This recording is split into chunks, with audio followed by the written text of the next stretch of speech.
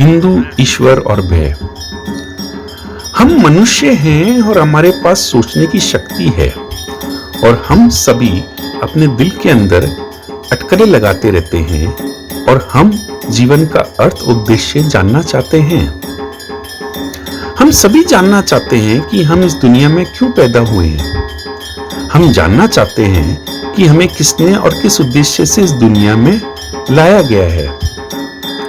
हम सभी महसूस करते हैं कि कोई तो सर्वोच्च शक्ति है जो इस दुनिया को चला रही है और हमें जन्म उसने किसी डिजाइन के कारण दिया है। हमें इस धरती पे किसी उद्देश्य को लेकर भेजा गया है। हम सभी को लगता है कि कोई हमें देख रहा है, हमारी निगरानी कर रहा है और वह चाहता है कि हम उसके द्वारा दिखाए गए सही रास्ते पर चलें।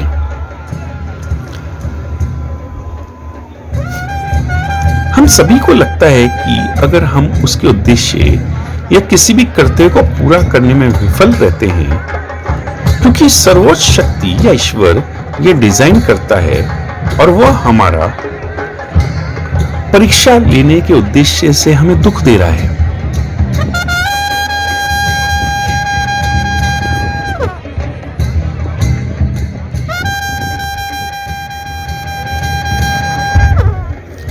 हम सभी सार्वभौमिक रूप से एक साथ महसूस करते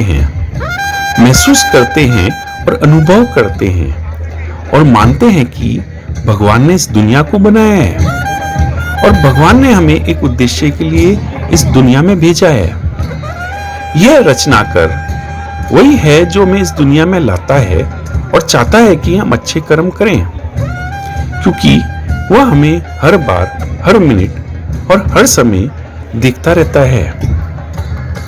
हम मनुष्य के रूप में इस दुनिया में आए हैं क्योंकि हमें ईश्वर लेकर आया है और हम उनसे डरते हैं, भयभीत होते हैं क्योंकि वो हमें देख रहा है और हम उसे धोखा नहीं देना चाहते, क्योंकि यह निर्माता, देवता, परमात्मा हमसे नाराज होंगे और फिर भय की अनुभूति हमारे अंदर उभरती है।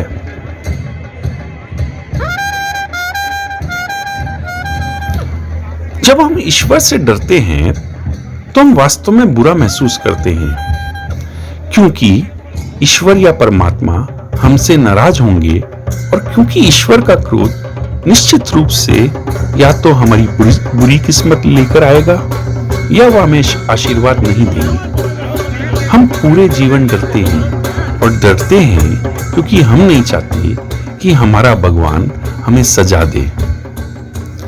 ईश्वर सृष्टा है और ईश्वर वह है जो किसी उद्देश्य के कारण हमें इस संसार में लाता है। ईश्वर ही मालिक है और हम उसके दास हैं।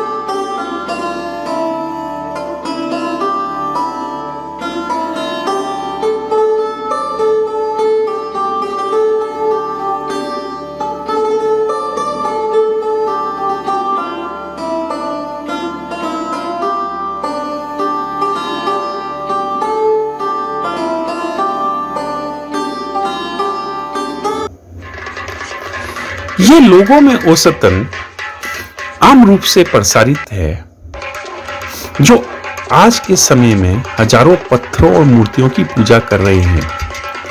हम हर दिन सैकड़ों अनुष्ठानों में और अंधविश्वासों को बनाए रखते हैं। हम हमेशा देवता को खुश करने की कोशिश करते हैं, क्योंकि हम हमारे ईश्वर से डरते हैं और नहीं चाहते हैं कि हमारा भगवान क्रोधित हो। हम हर समय और हर दिन और हर विचार में पूरी जिंदगी अपने आप को भगवान को खुश करने में व्यस्त रखते हैं। हम वास्तव में ये सवाल नहीं पूछते हैं कि जिस देवता की हर मनोकामना पूरी हो गई है वह ऐसी अपूर्ण दुनिया बनाने के लिए क्यों कामना करता है।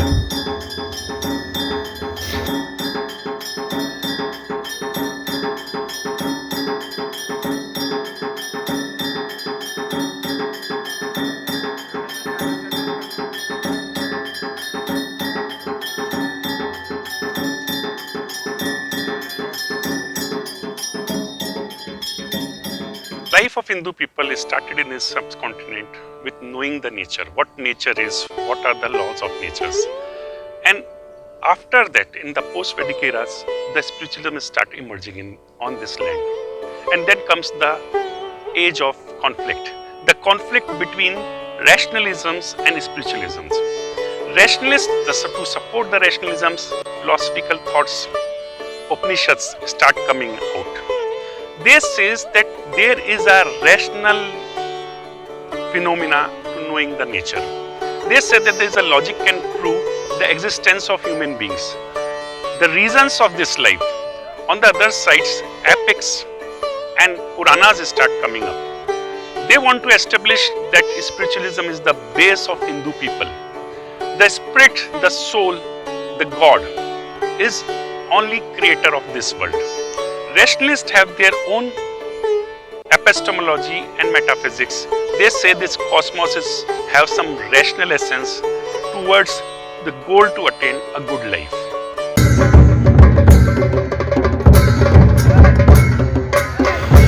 वेदांती गोटपुड़ों ने कहा कि कुछ लोग कहते हैं कि सृष्टि भगवान की अभिव्यक्ति है, अन्य लोग कहते हैं कि ये एक सपना है या एक भ्रम है। कुछ का मानना है कि भगवान की इच्छा से ही सृष्टि है और दूसरे कुछ कहते हैं कि सृष्टि भगवान का भोग है और कुछ घोषणा करते हैं कि यह सृष्टि समय काल से प्राप्त होता है, जबकि अन्य कहते हैं कि भगवान का ये एक खेल है। लेकिन ऐसा प्रतीत होता है कि भगवान जिसने सभी इच्छाओं को पा लिया है उसे ऐसी इच्छा क्यों होती है। वास्तव में सृष्टि की कोई भी रचना नहीं है। अगर वास्तव में ये दुनिया अस्तित्व में है तो ये निश्चित रूप से समाप्त हो जाएगी, क्योंकि द्वंद्व केवल एक उपस्थिति है। गैर द्वैत वास्तविक सत्य है, वास्तविकता गैर संगठन है। यह हमेशा एक ही रहता है और इसके कारण यह साबित नहीं किया जा सकता कि ये जो संसार है, जो ब्रह्मांड है, ये शुरू में नहीं था और अंत में नहीं रहेगा। तो ये इसकी उपस्थिति शुरू और अंत के बीच में कैसे हो सकेगी।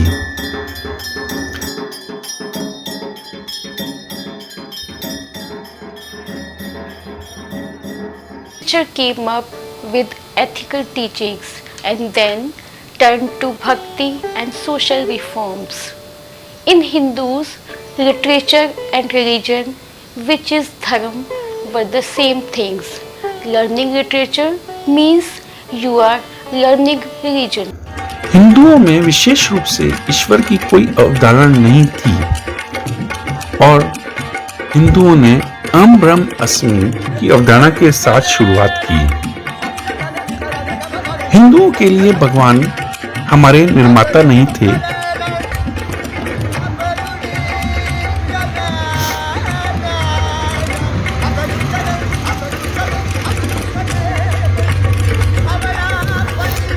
और इसलिए उन्हें इस दुनिया में लाने का कोई उद्देश्य नहीं था। अतीत में भगवान हिंदू के जीवन को नहीं चला रहे थे, बस सिर्फ कर्म के सिद्धांत ने हमें अपना जीवन जीने का उद्देश्य दिया था। दर्शन, उपनिषद और वेदों में शामिल हिंदू तर्क ने कभी इस बात की वकालत नहीं की कि भगवान ने हमें बनाया है या भगवान का इस दुनिया में हमें लाने का कोई उद्देश्य है।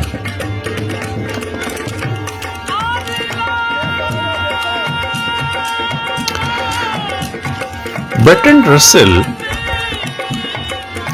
पश्चिम के फिलोसोफर ने कहा कि हम पावरफुल भावनाओं की अपनी मिथक बनाने की प्रवृत्ति में हैं और इस मिथक बनाने वाली फैकल्टी को अक्सर क्रूरता से जोड़ा जाता है।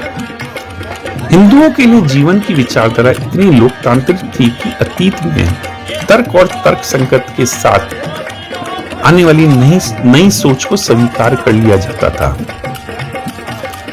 परंतु हिंदुओं ने बुद्ध और महावीर की नई विचारधारा और अवधारणा को स्वीकार कर उन्हें अपने जीवन शैली में अपनाया था, क्योंकि वह तर्क संगत थे। हिंदू कभी भी इस बात पर अड़े नहीं थे कि उनकी पवित्र पुस्तकों में जो लिखा गया है वह ईश्वर का सुविचार है, और इसलिए इस भूमि पर सैकड़ों वर्षों से चली आ रही संस्कृति और सोच की विविधता रही।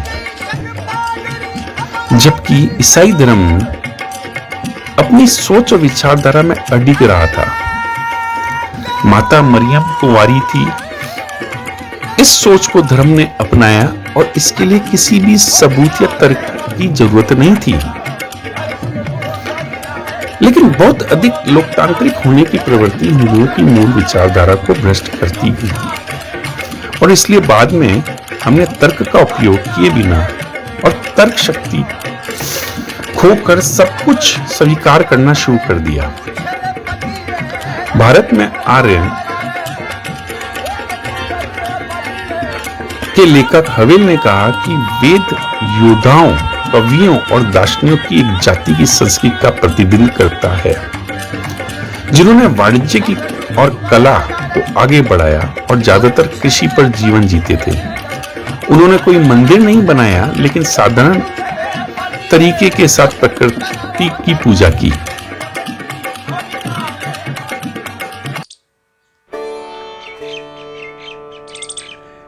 Gradually and slowly with the spiritualisms, the original thought and original principle of Hindu people now start losing grounds in this subcontinent.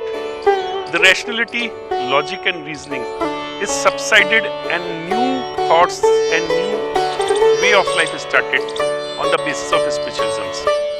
Faith, dogmas, superstitions, they are become the firm belief of this society.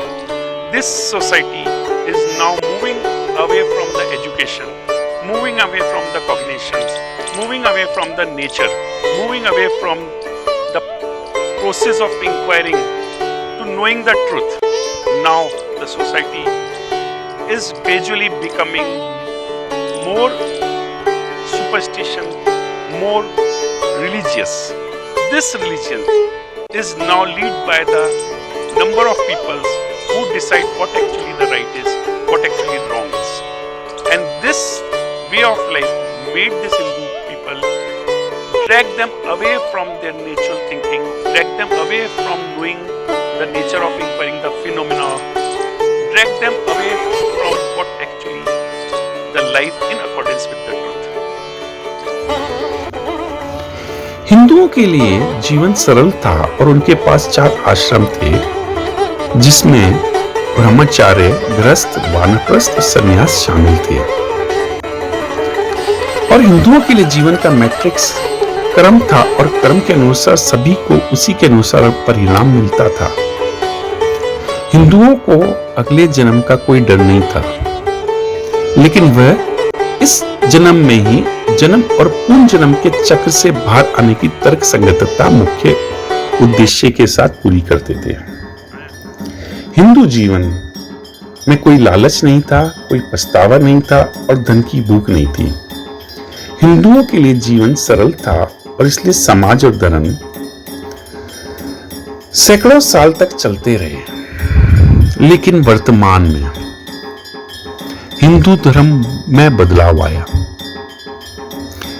इसमें ईसाई जैसे धर्मों का प्रभाव हिंदुओं पर पड़ने लगा और हम ये मानने लगे कि भगवान ने हमें बनाया है और ईश्वर चाहते थे कि हम स्वर्ग में एक शानदार जगह बनाने के लिए ईश्वर की बात माने, या इस्लाम धर्म की तरह हम ईश्वर की प्रशंसा करें। हिंदुओं पर विभिन्न धर्मों का प्रभाव ऐसा पड़ा कि हम मानने लगे कि हम गुलाम हैं और सर्वशक्तिमान हमारा मालिक है, और जब भी हम उसे धोखा देने की कोशिश करेंगे वो हमें सजा देगा। इन विभिन्न धर्मों के प्रभाव ने हिंदुओं के विचारों को दूर किया और इसके हमारे लिए आम ब्रह्म अस्मि, मैं ही ब्रह्म हूं, मैं ही वो सर्वशक्तिमान हूं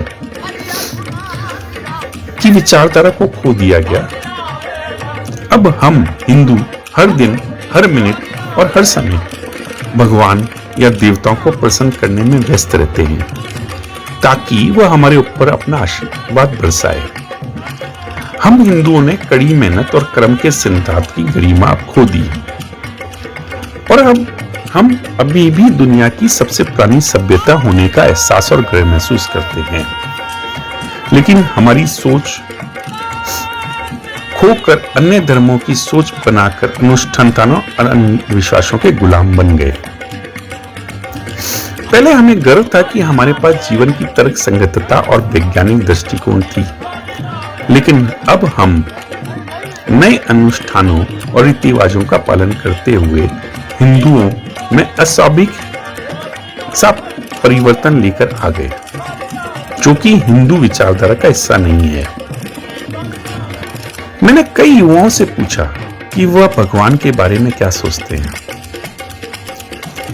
एक इंजीनियर बनने की तैयारी करने वाले छात्र ने मुझे कहा कि वह भगवान को प्रसन्न करने के लिए नंगे पैर मंदिर जाता है ताकि उसे अच्छे अंक मिल सके। इसी प्रकार हाई स्कूल के एक विज्ञान के शिक्षक ने कहा कि वह रोजाना 2 घंटे मंदिर में प्रार्थना करता है और वह छात्रों को वैज्ञानिक दृष्टिकोण सिखाने के बजाय सड़कों पर गायों को घास खिलाता है। युवाओं में से एक ने कहा कि उसे लगता है कि कुछ शक्ति है और वह भगवान है, लेकिन वह युवा वास्तव में इस अवधारणा को नहीं जानता कि वह स्वयं वेद में वर्णित शक्ति है। हम अब हिंदू मंदिरों में पूजा कर रहे हैं, गायों को चारा खिला रहे हैं, लेकिन माता पिता का सम्मान नहीं करते, जरूरतमंदों की मदद नहीं करते और अपने परिवारों को पालने की जगह अपने कर्मों से दूर चले गए। हिंदुओं में सभी दार्शनिक विचारों ने एक वकालत की थी कि लालच, चोरी, ईर्ष्या को अलग छोड़ देना चाहिए और सरल जीवन ही हिंदुओं के जीवन के सुंदर तरीके का विषय था। वर्तमान में हिंदुओं को लगता है कि भगवान उनके निर्माता हैं और देवता या देवताओं को प्रसन्न करने से उनका जीवन आसान बन जाएगा और भगवान उन पर आशीर्वाद की वर्षा करेंगे। इस नए हिंदू धर्म ने हिंदुओं को अधिक कायर, आलसी और लालची, ईर्ष्यालु और सभी से ईर्ष्या रखने वाला बना दिया।